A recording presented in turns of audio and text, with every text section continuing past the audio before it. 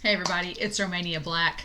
We are on episode 8 of Bungo Stray Dogs. Teaching them to kill, then to die. Um, as far as titles of episodes go, this one is probably the most intriguing to me so far. And it's episode 8, which, as I've said in other reactions, episode 8, 8's my lucky number.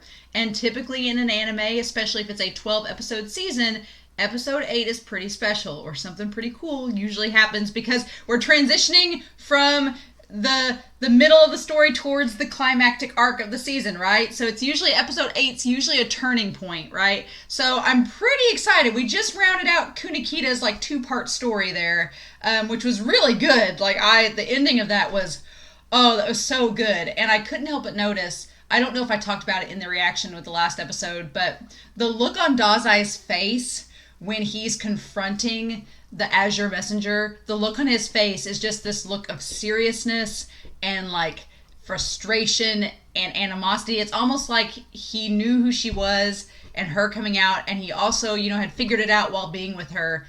And then the fact that he knew Kunikita was having those emotions for her and everything, it just compounds onto that. And it was just a good episode.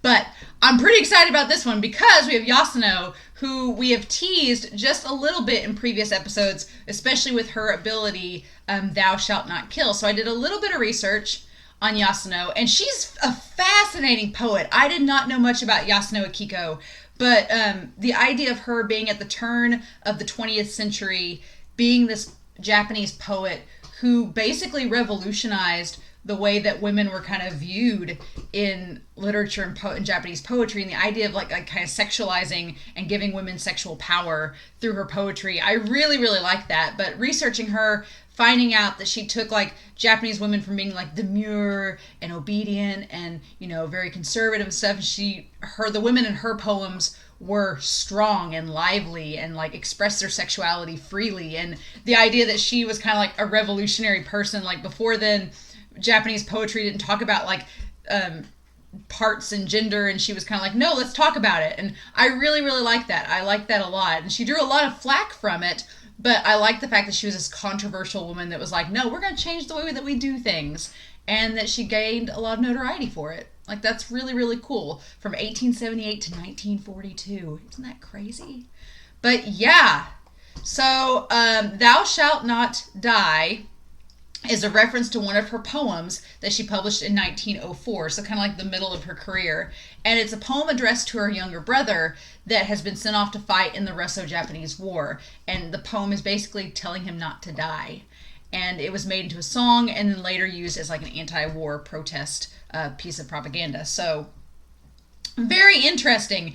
And I like that the idea of Yosana's character is tying into the character in the show, because in the show, it seems like she's healing people, but she's also kind of being like a little bit promiscuous or maybe sexual with it. And the characters are like, ah! And I like that kind of ties to the poet herself, that she was putting sexuality and this kind of fierceness into her poetry, and now it's translating over to the character. So I don't know exactly the mechanics of how the power works, but I'm guessing since she's in the thumbnail, we might be finding out this episode. Maybe. I don't know. But in any case, y'all, I'm really, really excited. We're on episode 8, so we're entering the final fourth or the final third of season 1 already. It's crazy, right? But yeah, so that has me pretty excited. So let's dive in, shall we? We are going to start episode 8 of Bungo Stray Dogs here in 5, 4, 3, 2, 1, and let's go.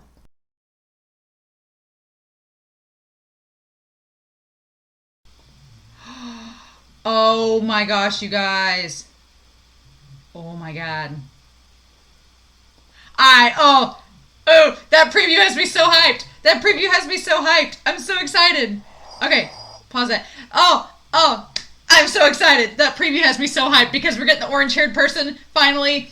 And, okay, yeah, and Atsushi are adorable. I don't know how old Kyouka is. I think she's like a little kid, so shippy, no. But I love the fact that they're both orphans, and Atsushi has someone he can instantly connect with because they're both orphans. We're going to talk about that. So this episode, First of all, I really like Yosana's technique explained, that she basically can cure. I like the caveat. She's like, I can cure any wounds if they're lethal. If they're mortal wounds, I can cure it. But if they're just regular, like scrapes and bruises, that ain't going to cut it. I got to make it worse before I can make it better. And that explains why Tanizaki was like, oh crap, I'm not really that injured. And she's like, I'll heal you. It's like, so I love that ability. The old Lemonhead, the Motojiro, he is such a card, and we're going to talk about him in a minute because there's something about him that's interesting. Not just his philosophy, but something about his like appearance that I want to talk about. But okay, so Dazai got kidnapped, and I wanted to go back here at the beginning. He didn't touch her, she touched him. So he didn't negate her power yet. And I'm guessing that Demon Snow just grabbed him and took off with him. But I can't believe that her power, she can't control it herself. It has to be activated by somebody else. So I'm wondering, I want to research Demon Snow for the next episode and see what's up with that, because I'm wondering, it's like, does someone have to, the person who knows about your power, is it them who have to summon it? Which kind of sucks, because that means she doesn't have any control over her own ability, which kind of relates to Atsushi in a lot of ways, because Atsushi has been struggling with the fact that he's like, I don't really know how to help people because I can't control my powers. And this episode, he really started to get to that point of controlling his abilities, which is really cool. Yeah, we get the Lemonhead in the opening. I'm like watching this back because there's a few things I want to touch base back on. But so Kyouka, I felt so bad for her because she's like, I've killed all these people and I haven't been in control of it. I'm basically I just want to have my bunnies and tofu and be a normal person, but I can't. And I'm an orphan like you. And so Atsushi could instantly relate to her. And it seems like Atsushi has got some control over his abilities right now, to an extent, which is good. So he can kind of do like a half were tiger. He can kind of control how much he transforms and how he doesn't, which is interesting. I like that Yosana pointed out that it's not regenerative, it's restorative. Like, he's not regenerating limbs. He's just kind of like doing an Orihime bleach. He's just turning back time and restoring what was taken away. Not creating something new, but restoring what was lost. So there's a distinction there. The agency doesn't care that Dazai's gone, and it's like, do they not care, or are they actually researching and trying to find out? I don't know, because on the one hand, I could see them being a little concerned, but then Dazai has this whole season gone missing all the time, just at random intervals. He's just been like out floating in the river, or out talking with the bartender or the maid, so I can totally get where they're coming from, but, I like the idea that Yosana and Atsushi kind of get stuck together on this path, and then, okay, I want to talk about Motojiro, because we've gotten all these flashbacks to Atsushi in the orphanage, right? Okay? And in the orphanage, they keep showing us these random people over and over again, and I want to go back to that. But they keep showing us these random people in the orphanage, and the leaders of the orphanage have a very distinct look to them. And I want to go back to that and like pause it and see what that is, because yeah, okay, so they're all in these coats, these white coats, and they kind of have like the same hairstyle as Motojiro. They have like the mushroom bowl cuts and jacket like Motojiro does. So I'm like, is that just a random design coincidence that means nothing, or is there some connection there? Is there some connection to Motojiro possibly being in with these people running the orphanage, or is that just like a red herring and it just doesn't have any bearing on the rest of it? I don't know, but it just seemed like when they did the flashback, it seemed like a random, the orphanage man that slaps Atsushi has the bowl cut and has the jacket like Motojiro. So I'm very, very curious how that all works. I don't know. And Motojiro, I like his design as a mad scientist. Like the bomber, the mad scientist. I like the buttons. I like his design. I like his shades. Like, it all is very, very intriguing. And I like that he's relating like science and death and playing God, and the idea of like, oh, you're healing people, so, you know, what do you even know about death? And she's like, dude, I'm saving lives. Like, if you don't value life, then you don't get to talk to me about death. I don't want to have I have no mercy on someone like you. So, oh, Yosana was so cool this episode. I absolutely loved that. And then the idea of Kyouka having the bomb strapped to her, like she was just expendable, like she was just a martyr for. But I wonder though, I'm like, if Octagawa knows how powerful her ability is, would he really blow her up? Or is he testing? Is he testing Atsushi? I don't. Or maybe he's like, if you can't get the bomb off of you, then you were no good to begin with, and you weren't worth our trouble. But because she could get the bomb off of her, then was she like proving herself? That part, I find it hard to believe that Akutagawa would take someone with such a powerful ability that he can control, that he has control of. Oh, that shot where Atsushi got stabbed and it like went black and white with the red, that was really good. But I find it weird that he would just sacrifice a girl with a power like that, especially one that he can control, unless he knew Atsushi, unless it was a test to see if Atsushi could get the bomb off, to see if he was really worthy of the Mafia's time. And he is. And man, Atsushi's like, a girl like you, like, why are you doing this? Like, you just seem so emotionless. And I like the idea that the Demon Snow, the representative, is like crying blood. And when she tells Atsushi, she's like, I don't want to kill anybody anymore. And he's like, screw it, I'm going to save you. And it's like, ugh. I mean, I don't ship them as a couple, Atsushi or Kyouka, because she seems way too young. But I love the idea of Atsushi making a friend that he can relate to. So if Kyouka becomes his friend, because they're both orphans, and they both, have trouble controlling their own abilities, then that's really sweet. Like, he seemed really sweet to her. Like, he wanted just to help her. And, like, disarm the bomb. And, Yosano's gonna, like, go to town when she sees Atsushi's injuries. She's like, look at all these injuries I gotta heal up.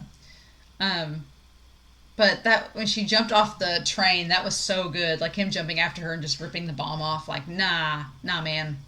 I'm gonna save you. Oh, she's such a cool character design. And, like, I love her voice actress, how soft-spoken she is. Like, that's just, I really like her design already. And how she's connected to Atsushi, I'm so digging their chemistry already. And him, like, using his ability to jump off and help her and, like, save her as they were, like, falling into the river. Like, that was so sweet. And Yosano's like, crap.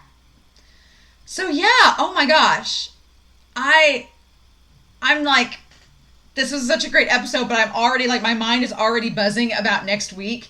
And the idea of them going, like, on an adventure, like, around town. And then we get the red-haired person in the bowler hat that I've been really excited about. Oh, man. That's so exciting, y'all. That's so exciting. But at the very end of this, of course they haven't killed Dazai. And I'm wondering if she's going to say anything about them having Dazai. I wonder if she's going to tell Atsushi. And that's how they find out. I don't know. I wonder how that's going to work. Oh, and then he, like, I love the little smile he gives her. Like, he's like, it's okay, you're fine. And then he just promptly passes out like you do.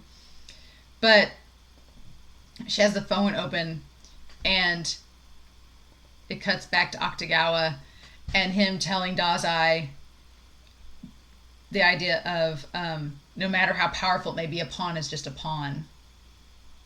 Are you the pawn or are you a master? Or are you just a pawn who's waiting to be crushed? And Dazai's like, oh, when I get out of here. So, oh my gosh, you guys. I'll be honest, I haven't been this excited about the next episode of Bungo Stray Dogs since we probably started this series. I've liked this series a lot so far. I really have. And every week I've been like, oh, cool, we're starting a new episode of Bungo Stray Dogs. Awesome. But this week, looking at the preview, I'm like, oh, buddy. Oh, we're getting into the climax now. And I'm really, really excited about it. So I'm curious to know what you guys thought down below, your thoughts about this series and what you thought about the episode, about the characters, about Kyouka. I really hope that Kyouka and Atsushi have like a friendship, because I feel like Atsushi, even though he's been welcomed by the agency as a member, there hasn't been really anybody, with the exception of maybe Dazai, but Dazai is still so mysterious. There hasn't been anybody that Atsushi can really connect to. And I feel like Kyoka's that first person he can be like, oh, we can be friends because we have something in common. We have some common ground. And so, I'm really curious. We shall see, though. In any case, I'm excited for episode 9. I hope you all are too. Please feel free to comment down below. I hope you all have a wonderful week. Stay safe, take care, and yeah, I'll talk to you all real soon with more Bungo Stray Dogs. Bye.